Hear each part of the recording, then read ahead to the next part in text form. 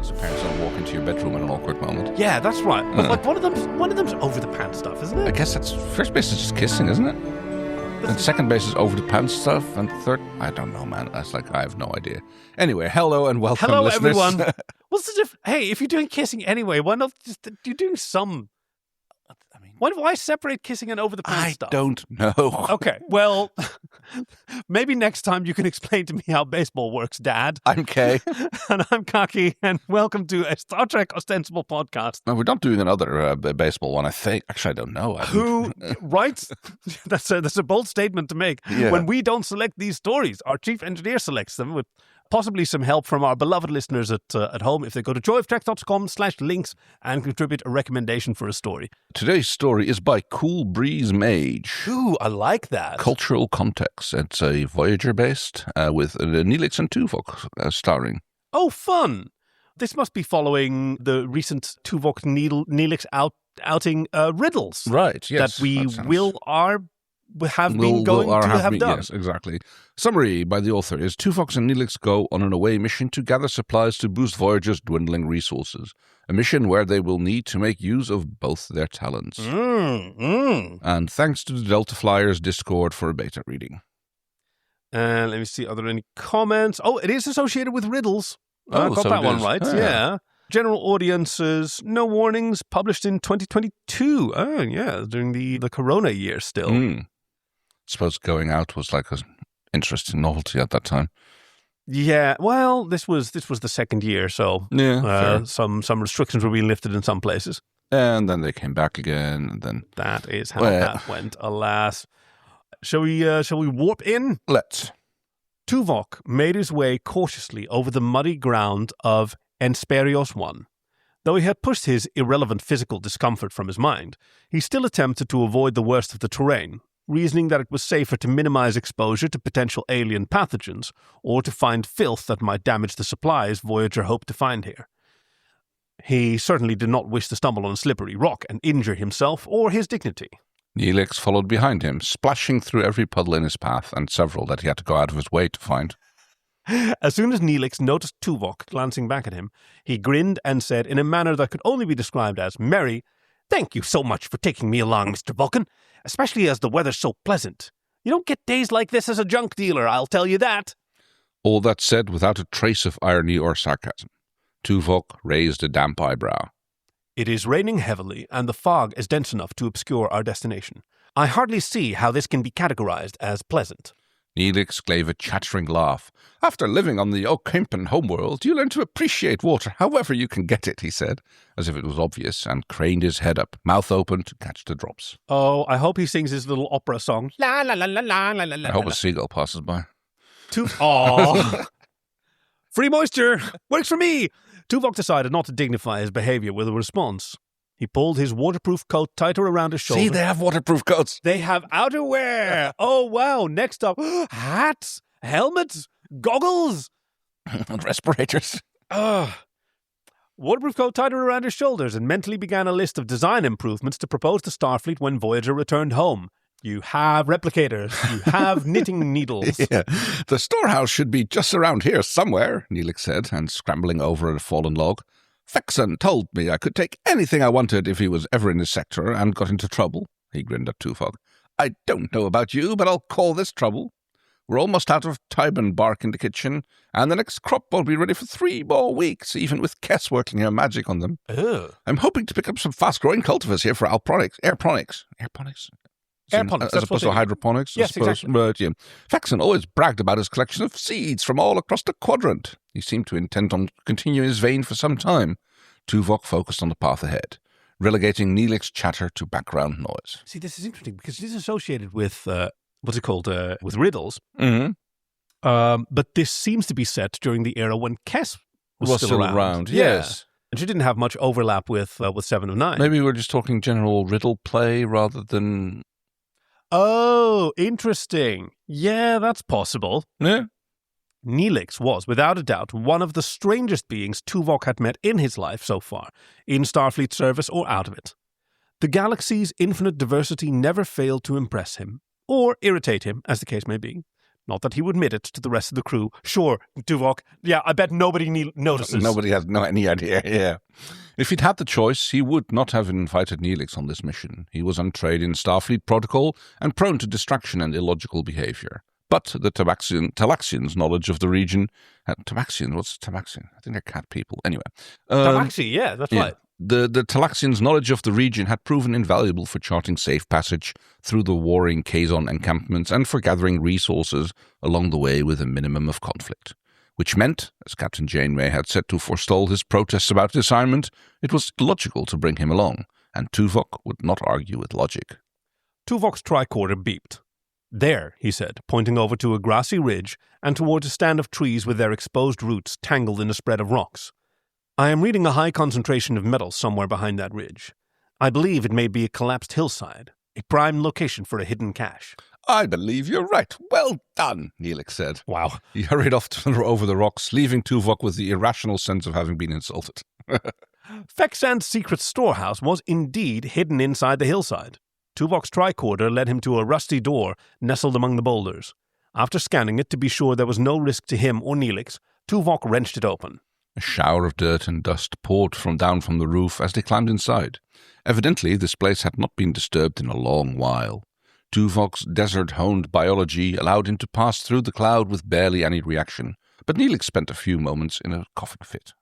Ugh! He protested, batting uselessly at the floating dust. When I see Fexan, I'm telling him he needs to clean in here.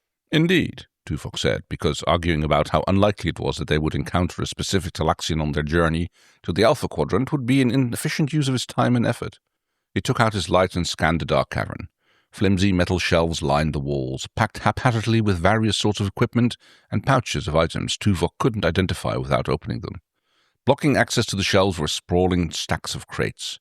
There was no method of organization in use that Tuvok could identify. He was not surprised by this development. Neelix rubbed his hand together. This is good! There's more here than I expected. We will need to make a survey of the items here, Tuvok reminded him. It will take some time. Neelix didn't seem concerned. Oh, don't you worry, Mr. Vulcan. There's method to this madness. The ledger should be right around here someplace. He turned around and started patting his hands around the doorframe. Tuvok raised an eyebrow. Something clicked. Here it is, Neelix crowed. He wrenched the device free. It must have been tucked behind the frame. Neelix held it out and pressed a button on the surface. A hologram leapt into life above it. A miniature version of the warehouse's contents in translucent wireframe, and though Tuvok's view was obscured and reversed, it seemed every item was labeled with a box of text and several tiny symbols. That's clever. Yeah. Without warning, Neelix pushed the ledger device into Tuvok's face. He blinked, and the image resolved into a diagram that overlaid perfectly onto the real world and shifted with him as he moved to account for items previously out of view. Very useful, he conceded. Let us begin. Tuvok's strength made moving the crates trivial. By the time an hour had passed and they were scheduled to make comms contact with Voyager, they had a large collection of useful things gathered by the cavern entrance. They'd need to move the boxes outside into the rain to have them transported up, because metals in the cave wall made it impossible to lock onto anything inside. This box does not seem to be signed a label, Tuvok reported, looking through the ledger device at a tarnished metal crate about 40 centimeters on each side. Neelix came over to look. Maybe Fexan didn't know what it was, Neelix suggested, peering at the rusty hinges. It's very possible. The tricorder scan yielded little useful data. Stand back, Tuvok warned, pulling out his phaser and using it to break through the seal. The lid came away easily after that. Tuvok set it aside while Neelix crouched down to examine the contents of the box. What does it have in its boxes?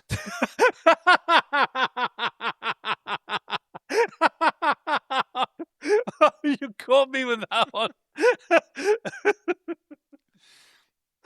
An alarm blared, painful in Tuvok's keen ears. The door behind him slammed shut with an echoing clang. He and Neelix scrambled back from the crate, which was beginning to emit a bright light. There was a small sound of some internal mechanism working, and then one of the sides crashed down, revealing an illuminated keypad. The alarm faded out, replaced by a 5-note song, and then another siren blast, followed by another handful full of musical notes. Some sort of countdown? If it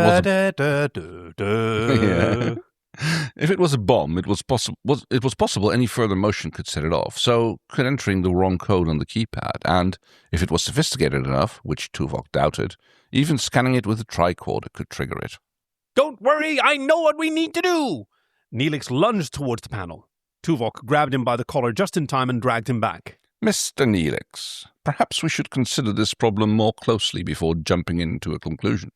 One wrong move could kill or maim them both, deprive Voyager of a local guide and security chief, as well as much-needed supplies. You're going to say it's illogical, aren't you? Neelix accused. Well, sometimes illogical works. I fail to see purpose of that statement, Tuvok said evenly, refusing to be moved by this aggravating behavior. I know Fexan, he's my friend. He wouldn't have sent me here if he was going to hurt me.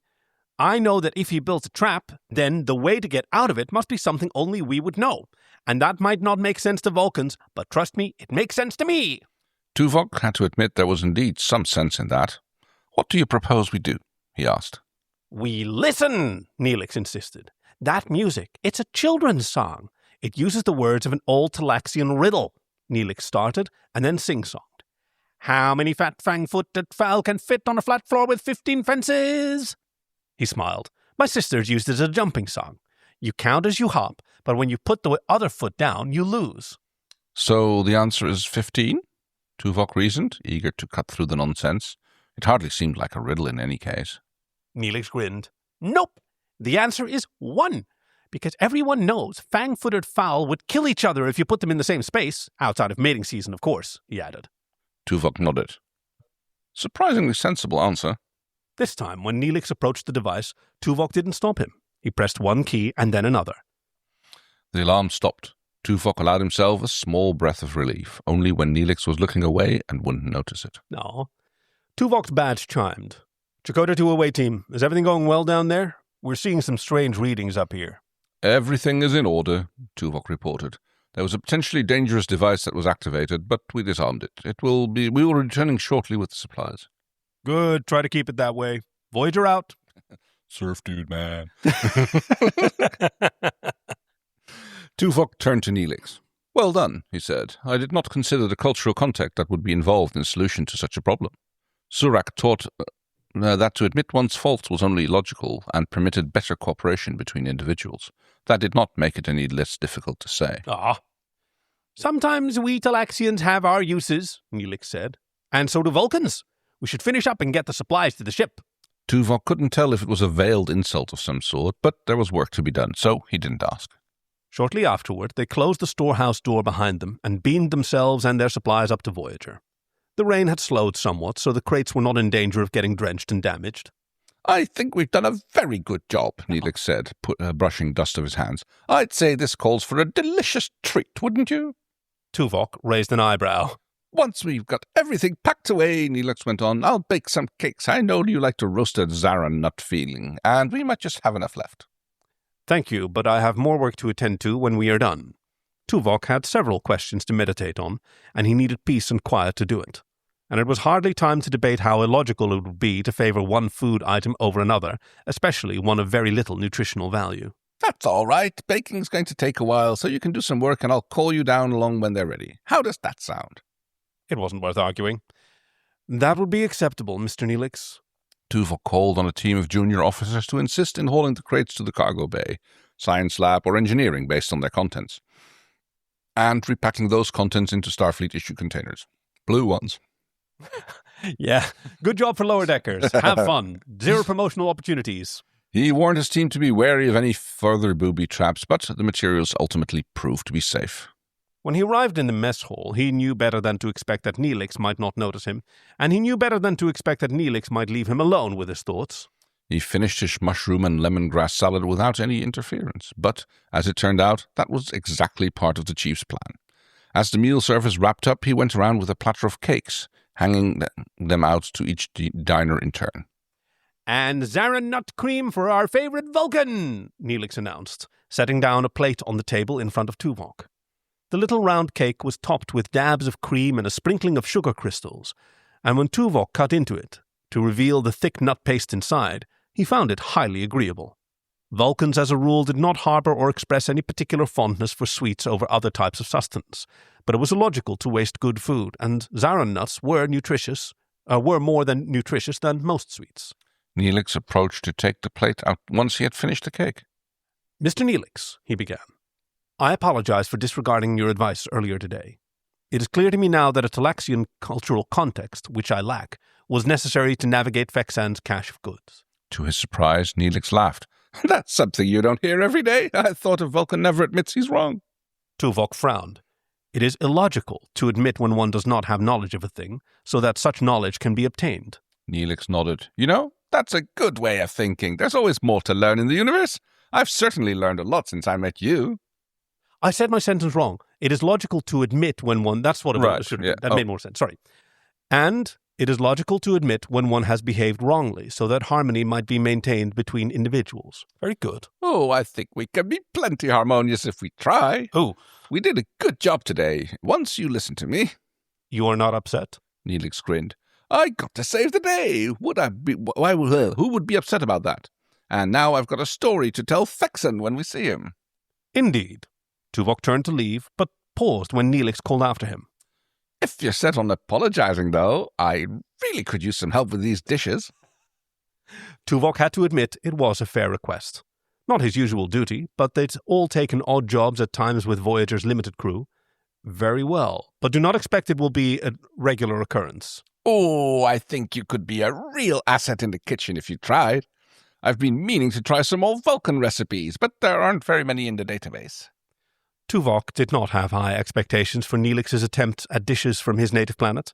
Neelix did not appreciate simplicity, and his tendency toward elaborate twists and spur-of-the-moment variations would not suit Vulcan cuisine in the least. It might, therefore, be in his best interest to stay a while longer. Only to ensure Neelix's creations were accurate. Oh, I love that! So, yes, not actually associated with riddle, but just because it had a riddle in it, I guess that's how it's tagged. And honestly, quite perfect nonetheless. Oh, yeah, totally. We might never have discovered this story otherwise, so No. thank you very much to... Coolbreezemage. For cultural context. That was absolutely delightful, and probably also thanks to the Delta Flyers Discord.